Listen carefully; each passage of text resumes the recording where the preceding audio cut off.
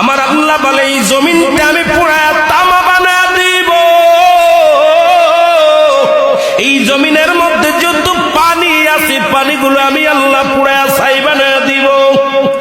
যেদিন কিচ্ছু বলতে কিচ্ছু থাকবে না, সেদিন থাকবে শুধু আমার আল্লাহ। আজকে কার জন্য সুদ খাও, কার জন্য ঘুষ খাও, কার জন্য ব্যভিচার করো, কার জন্য অন্যায় করো রে মন, কার জন্য তোমরা এত বাদই করো।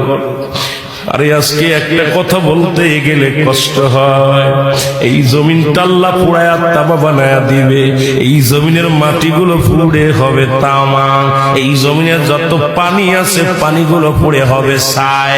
এই দুনিয়ার মধ্যে কিচ্ছু যেদিন থাকবে না, ওই তুরস্কের কত বাহাদুর, কত টাকাওয়ালা মিনিটের মধ্যে 30 সেকেন্ডের ভূমিকম্পে পথের ফকির হয়ে গেছে।